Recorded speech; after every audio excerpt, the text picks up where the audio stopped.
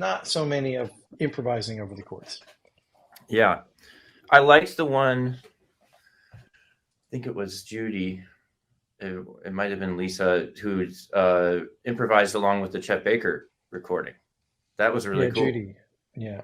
Yeah, and she was like super critical about herself, like, "Oh, this is you're gonna hate this," already setting us up for that we were gonna hear a bad recording. But it actually, I mean, I was really impressed with. She kept the form, and she wasn't just filling the space. She was listening really actively to what was going Yeah. on and kind of complimenting it in a good way. And that.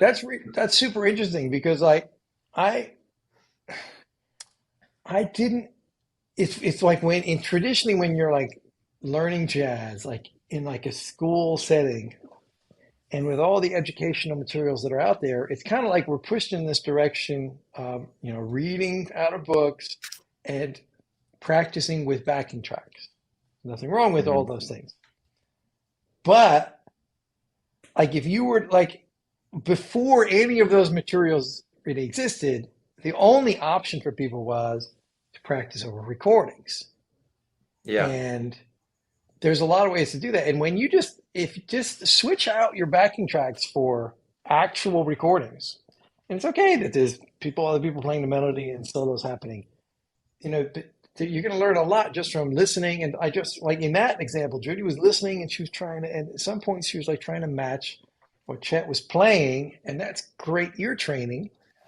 And as you're doing that, you'll come across a little spot, and then you press pause or stop, and you say, that, and you don't have to, learn whole solos, or you could just learn one little snippet that can change your life. You know what I mean? So, yeah, put on the recordings.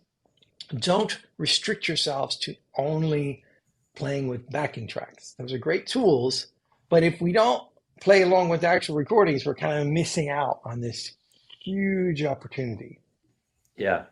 an endless, an infinite resource of new ideas. And, Hmm.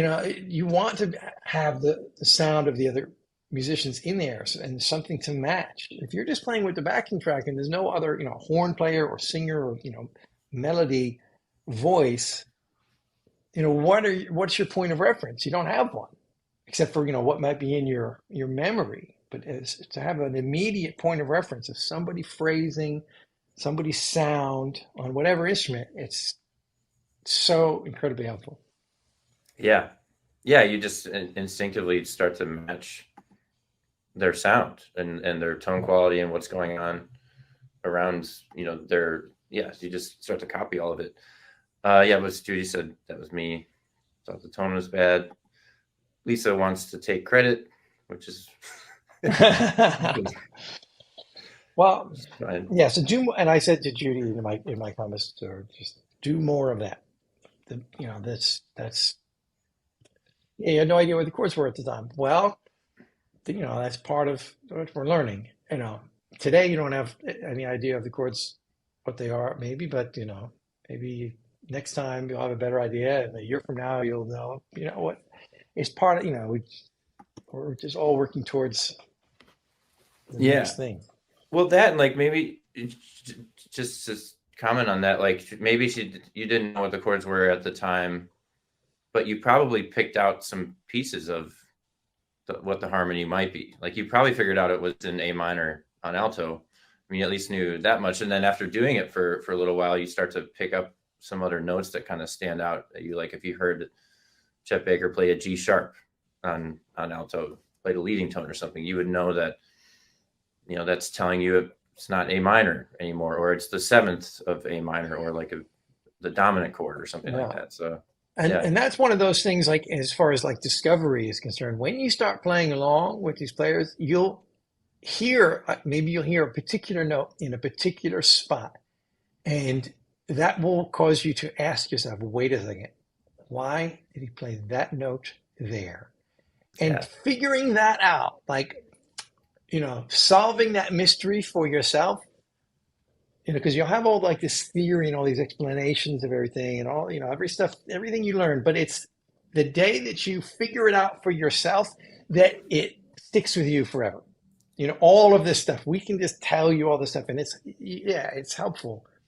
It's like it's very much like learning a language. You can sit there with your Duolingo for 3 hours a day, and it's only going to get you so far. It's when you actually use a word all by yourself in a real life situation that you gain ownership of that word or phrase. Yeah. And it's the same thing with music. Um, so it's you need to have that information that you learn, the grammar or the music theory rules, so that you can be in that situation where I did it myself. I figured it out myself, and then you gain ownership of the thing, Mm-hmm. and then can use it for the. And once you when you do that stuff, when you like figure out, oh, why did he play that note there? Oh, because it's this chord. Oh, and it sounds like this. It's when you do that, that's when it just becomes something for the rest of your life. Somebody else, I think it was Ralph, I think, did a post and they asked, you know, I'm able to memorize chord changes, but then I forget them shortly after. And then I learn a tune, and then a month later, it's like I have to start over. And yeah, this is totally normal. And my response to, I think it was Ralph, was that there's a couple things. Number one, like the more tunes you learn, the the better you're going to remember them, which is weird because you would think, well, more information that should be harder to memorize it all. But it's just because you'll get better at pattern recognition, and you'll just start seeing the same patterns. Like, for example, the first four bars of